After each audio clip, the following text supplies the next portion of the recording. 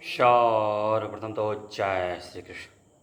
आज हम लोग जानेंगे कि समाज में कभी कभी योग्य व्यक्ति को वह स्थान नहीं मिल पाता जहाँ उसे रहना चाहिए, और जिसके कारण वह योग्य व्यक्ति ऐसे स्थान पर चला जाता है जिससे संसार का विनाश की स्थिति बन जाती है।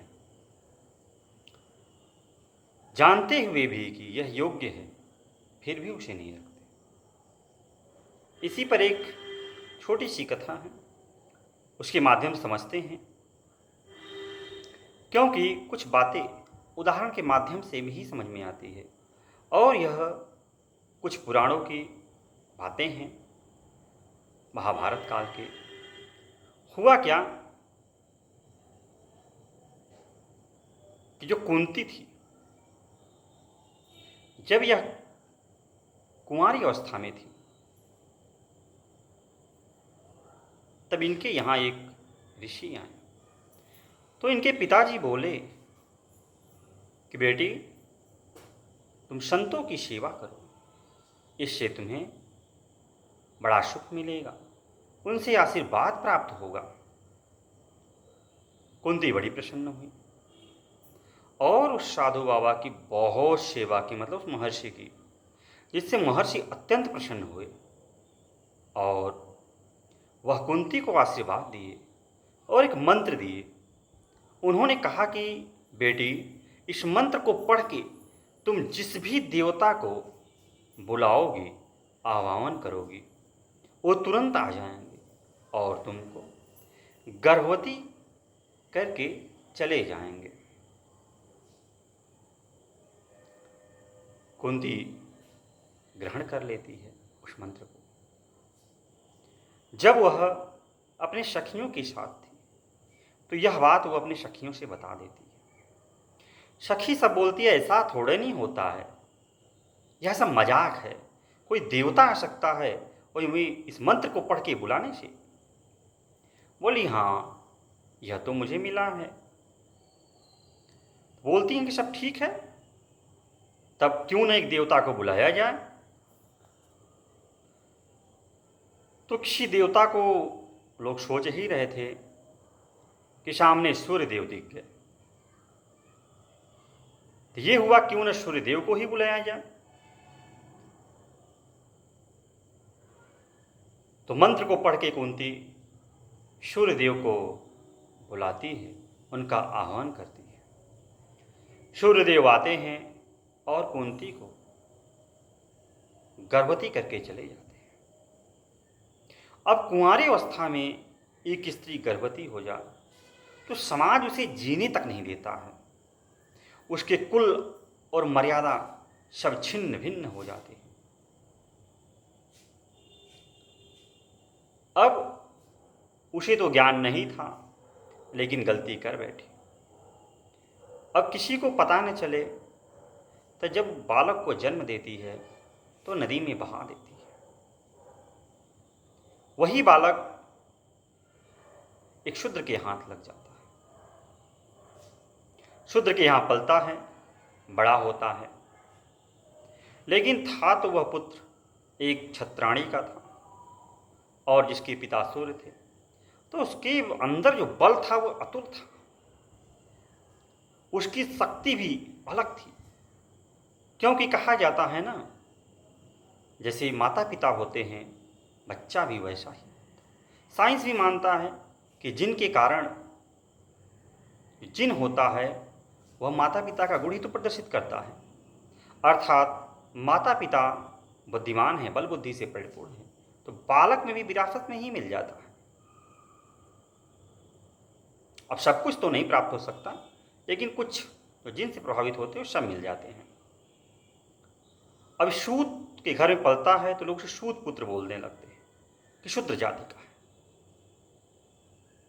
वो बड़ा होता है और उसे क्षत्रियों की तरह धनुष बाण का खेल खेलना, शिखाल खेलना, इसे बड़ा पसंद था। वह धनुर्विद्या में पारंगत भी हो जाता है। और उसके जो गुरु होते हैं वो परशुराम से अपनी धनुर्विद्या की शिक्षा भी ग्रहण करता है। एक बार रंगशाला राजकुमारों की मनाई जाती है। उस समय कहा जाता है कि जो द्रोणाचार्य के शिष्य थे अर्जुन, उस समय उनके जैसा धनुर्धर कोई नहीं था पृथ्वी पर।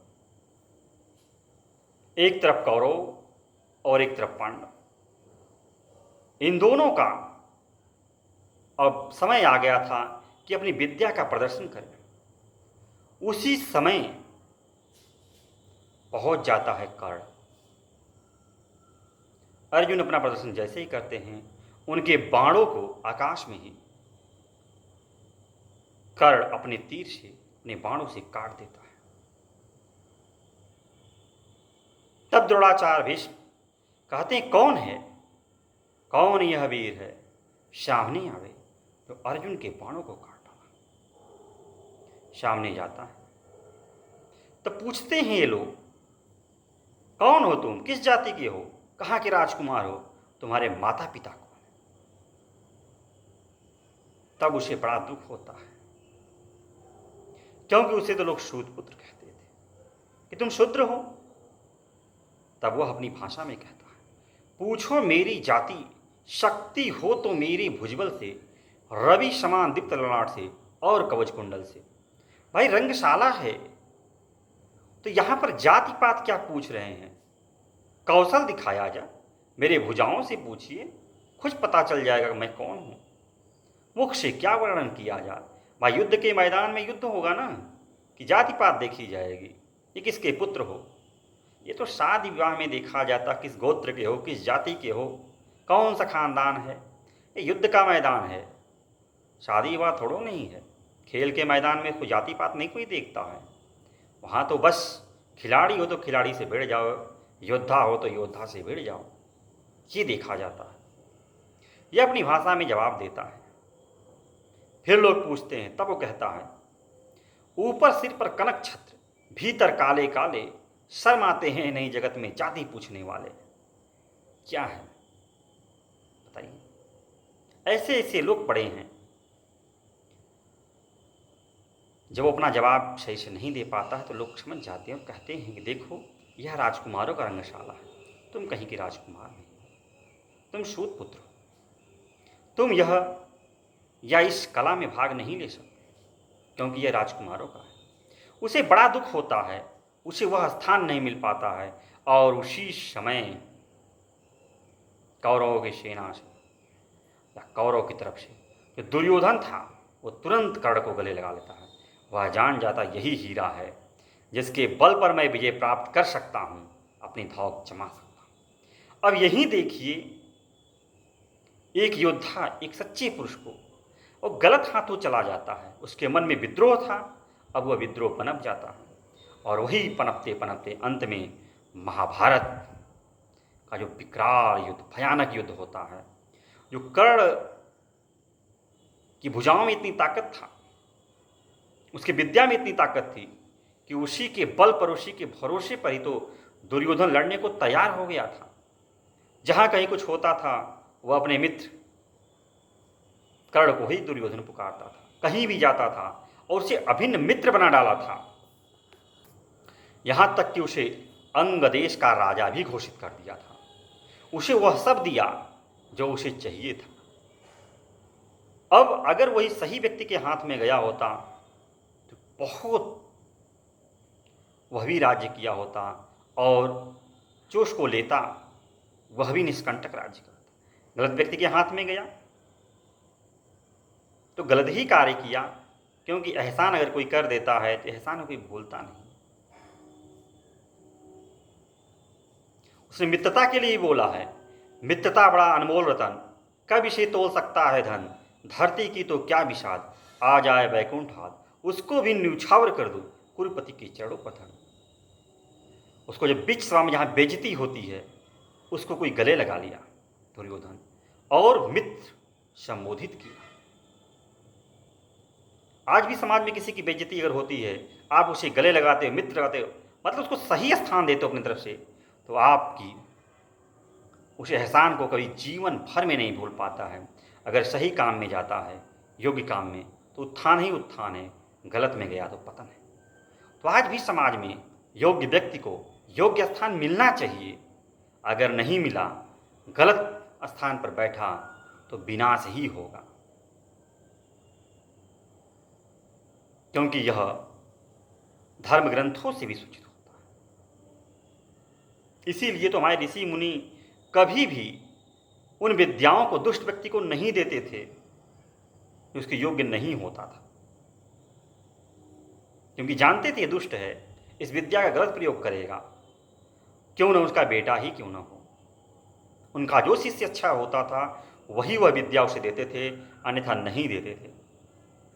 तो हमें योग्य व्यक्ति को स्थान देना चाहिए, योग्य। तो आज के लिए इतना ही, फिर किसी दिन अन्य वीडियो मिलते हैं। तब तक के लिए जय श्री कृष्ण, जय श्री कृष्ण।